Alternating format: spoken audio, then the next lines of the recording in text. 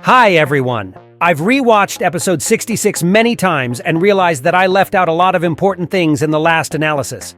Today, I will tell you all the secrets and Easter eggs I missed. You will find out why Dafuq is helping Skibidi Toilets for real. Are the Titans alive, and why do TV men find the agents to be the enemy? Get your tea and snacks ready and watch the video to the end. It's going to be interesting. Let's go! We're going to start with the simple things I didn't notice. First of all, at this point, we see a green glow in the distance. We know for a fact that Dafuq makes the same glow when he teleports. It's been done in previous episodes. Also, right after this, POV cameraman is looking at the tablet and seeing this sad picture. But if you look a little earlier, you can see a green glow and a different writing. It's really hard to make out, but I tried to analyze each frame. It probably says, "Your Titans are dead." You can also see Dafuq Boom's face at one moment. Okay, now we know for sure that Dafuq intercepted the signal and changed the message on the tablet. Maybe he sent it on his own. Let's find out. If you look closely, despite the green glow, the picture is still the same, which means someone sent that message. It's really weird that "Your Titans are dead" was changed to "Skibidi, Skibidi, Skibidi." I mean, what does that change for agents?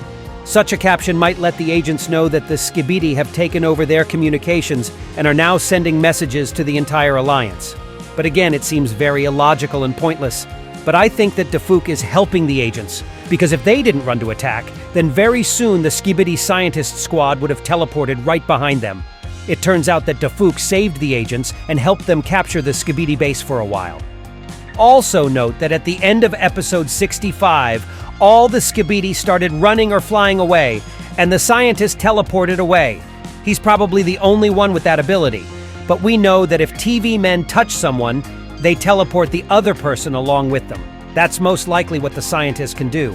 Then we can definitely say that the actions in episode 66 are not a continuation of the actions of episode 65. Then the scientist teleported alone, and the other Skibidi just ran away. Here we see that they appeared at the same time. And in episode 65, it was daylight, and here it's night. So the toilets needed time to come together, and only then Skibidi scientist would have teleported them straight to the base. But why would they run to the base and leave the wounded Titans behind? I think Skibidi scientist would want to take advantage when the Titans are wounded and try to destroy them. But I still think this photo is a complete fake. It was sent by Dafuq to make the agents go on attack. First of all, Titan Speakerman looked almost unhurt in episode 65. Second, there is a G-Man in the photo, but we only see the scientist amongst the black smoke. For some reason, G-Man didn't fly to the base. I think the real G-Man and maybe his other clones and were not in the scientist's squad, so they are somewhere else. And only G-Man the imposter was with Skibidi scientist, and he was destroyed by the Titans. We saw that. Let me show you some more small details that I didn't realize right away. Notice the shot from the hypno gun? It fires a beam. But then we see two darts sticking out of the Skibidi toilet. Yes, those are the exact same darts as Camera Woman's ones, but she wasn't here. I think she flew in with the special agents on this cargo plane here. But I noticed that this weapon in Cameraman's hands also shoots darts. Notice they're also glowing. I thought it was a machine gun or something, so I didn't realize where the darts were coming from. By the way, this is the second time we've seen the TV woman parasite only work on the Skibidi cyborgs. It can only connect to robotic parts, but not to the toilet. I don't think it will be able to control regular Skibidi toilets like that. Also, during the POV shot, you can see some writing on the poster, but you can't read it. So Dafuq changed the short version, and now we can see the writing up close. Although before there was a black screen.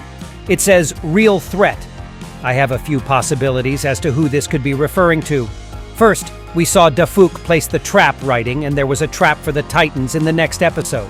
It could be the same here, and we will see a serious opponent in the new episode.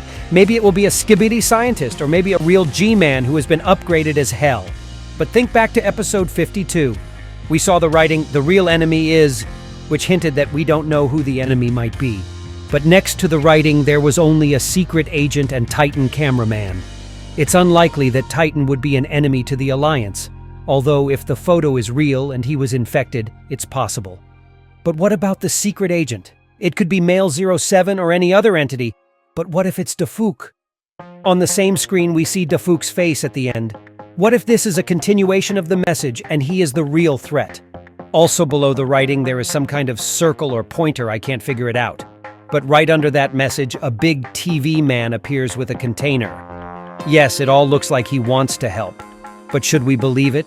Dafuq also seems to want to help the agents, but there's one detail that made me think differently. It's this Skibidi Strider guy. He was with the others in episode 65, but here he appears on base. That said, I don't think he could have gotten here any faster than the scientist who teleported the rest of the squad. It turns out that the scientist could have gotten back to the base earlier because this Strider from his squad was already here.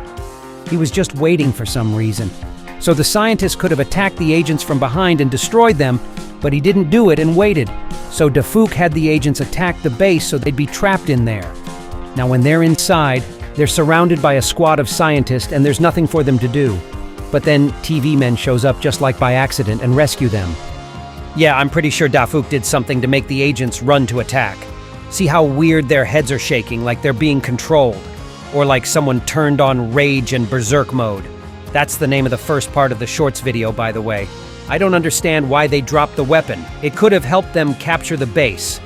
That makes them even more helpless at this point. I think Dafuq planned that too, to lure them in. Also, this rocket launcher helicopter that was infected by TV Woman is also from the scientist squad, I think. But it too was here before the squad teleported out. And these helicopters must have known the scientist was coming back. Otherwise, why would they need headphones? Okay, now I'll show you a few more details and we'll move on to the TV man base. This scene here is a reference to episode 24, but now the POV picks up the Speakerman, like favoring him for his help in the past. I also noticed that the video quality has increased. I think this is due to the HoviTube channel. Dafuq thanks him for creating the additional particles. It's cool that he's always working on the quality of his episodes. Big Cameraman has a backpack with ammo for a rocket launcher. Meanwhile, I don't see anyone with a backpack among these guys. By the way, in the short version of the episode, we don't see the green glow and the secret writing on the tablet. Okay, now let's talk about TV men and their base. There are some details I didn't notice. For example, there's some circle thing above the scientist's head. Maybe it's an antenna. Many of you wrote in the comments that you didn't understand why he's a simp. I'll try to explain it in more detail. He has not just a TV on his name tag, but a TV woman's head. Compare the regular TV man's head to hers. She's got an antenna and this panel on the side, and the others don't. I noticed this back in the analysis of episode 49, and then I thought she is the leader because she has the oldest TV. But it's important to notice that some of the TV guys' lines have changed. This guy used to say, "This remains confidential" in the regular version. This remains confidential. But now his phrase has changed. This remains a rest. Maybe he also says, "This remains survives," I don't know. But I think the second word is changed too. Listen to it again. This remains a rest. And there is a phrase that was not in the full version, "Listen carefully." I think someone's saying, "enemies." Yeah, I know you're gonna say that I'm once again accusing TV men of betrayal, but try to think of it as a theory. Dafuq sends a fake message to the agents and gets them to drop their weapons and run into battle. A squad of scientists is waiting somewhere nearby to attack them from behind. The agents end up trapped, but then the TV men show up to rescue them. But if the TV men are traitors, the trap continues and all the main agents are trapped in a place they won't get out of. Also note that TV man didn't just tell Plungerman to leave, he turned on his glow. As we remember, ordinary TV men have hypnosis abilities. I think he hypnotized Plungerman to fly away. But he could also have teleported him back to base, couldn't he? Maybe the glitchy toilet is too strong and could mess up the trap or even destroy the TV man, who knows? Anyway, this is just a theory. It's possible that everything we hear in the short version isn't true. Remember how in the regular version the scientist hypnotized the POV? Maybe something changed then in his memory. Maybe now he thinks the TV men are suspicious and even remembers hearing the word enemies from one of them. Although it didn't really happen and the TV man brainwashed him for some reason. By the way, I didn't notice that there are 067 numbers on TV Woman's screen, just mirrored. That makes sense. TV men speak backwards, and apparently they read backwards too. It's cool that Dafuq pays attention to even such small details, and it's probably the number of the next episode, and something must happen to TV Woman there. We might even find out something that will surprise all of us. The scientist in the short version has a smile on the screen. It gives us a little more confidence that TV men are still friends, just very weird ones. What about Cinema Man's last line?